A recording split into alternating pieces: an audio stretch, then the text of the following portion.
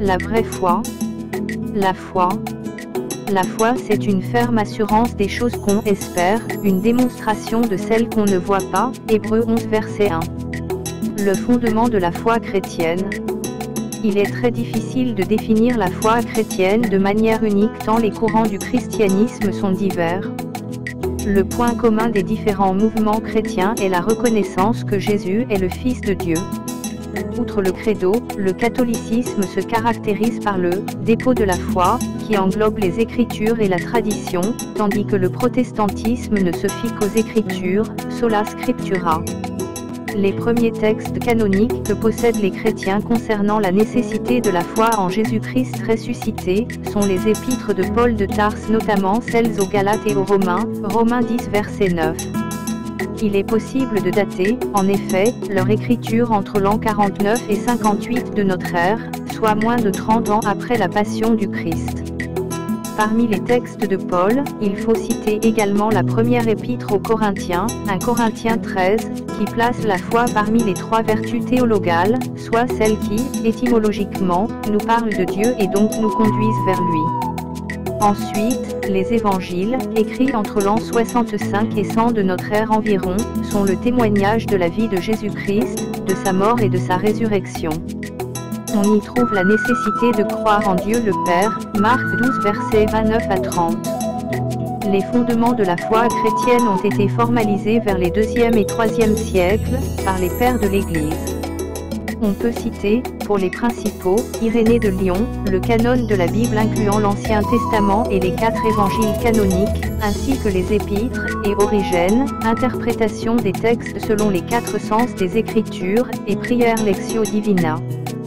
Rapport entre la foi et la grâce. Les relations entre foi et grâce ont été beaucoup discutées dans les débats théologiques. En elle-même, la foi est comprise comme étant une grâce, c'est-à-dire une faveur divine. On dit que Marie avait une si grande foi qu'elle fut comblée de grâce.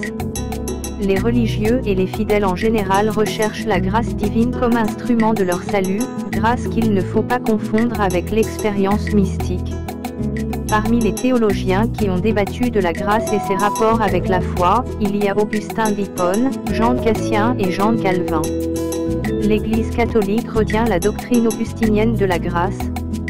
Dans l'Épître aux Éphésiens, l'apôtre Paul de Tarse considère la foi comme le moyen permettant d'obtenir la grâce divine, car c'est par la grâce que vous êtes sauvés, par le moyen de la foi.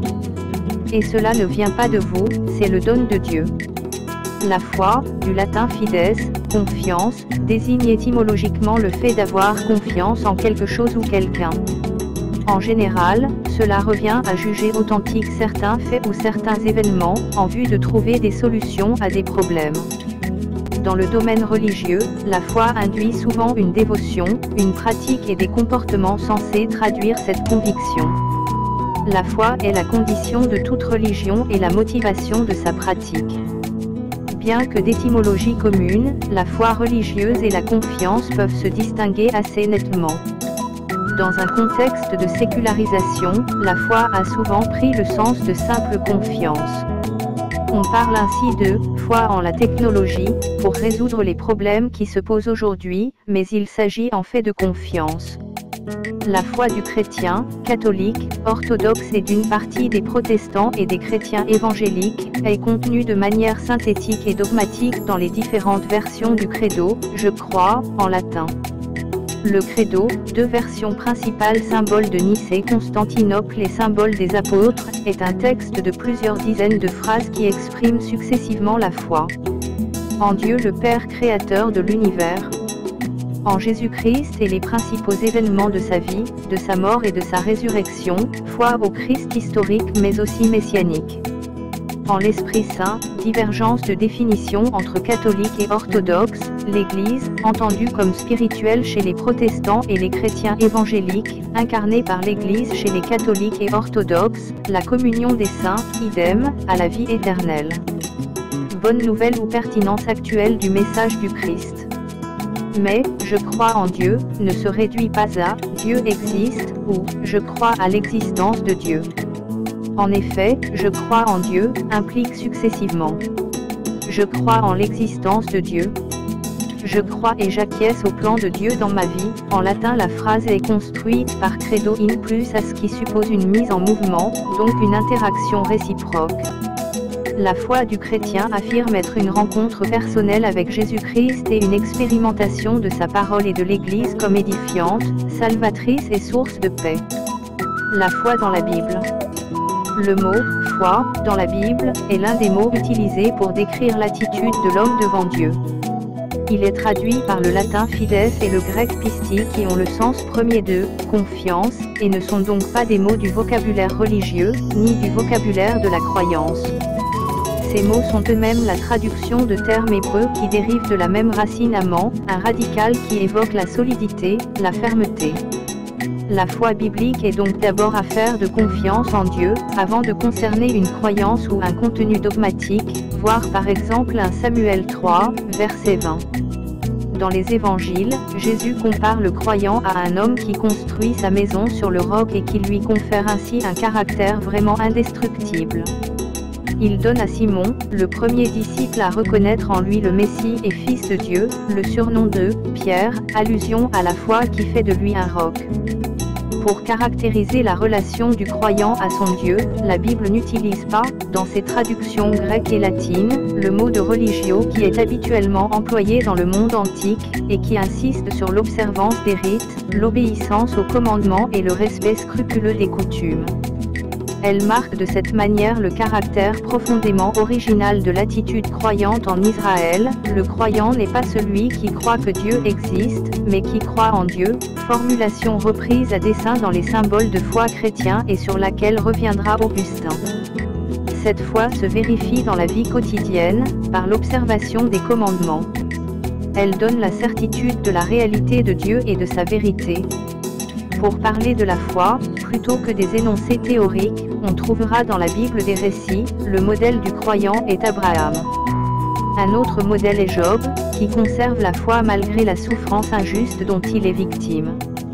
Le Nouveau Testament propose, lui aussi, un modèle de croyant, Jésus, dont Paul dit dans la lettre aux Galates que, par sa foi, il est l'auteur de notre salut.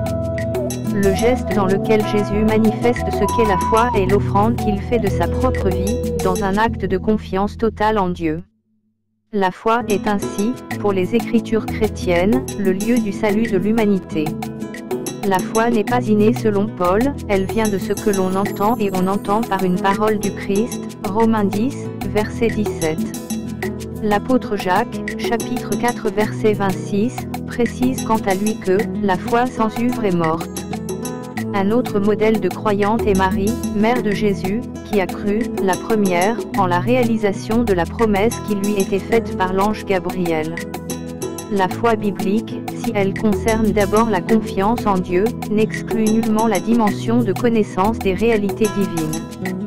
Cette connaissance se situe simplement dans le contexte plus fondamental d'une relation interpersonnelle à Dieu. Rapport entre la foi et la raison.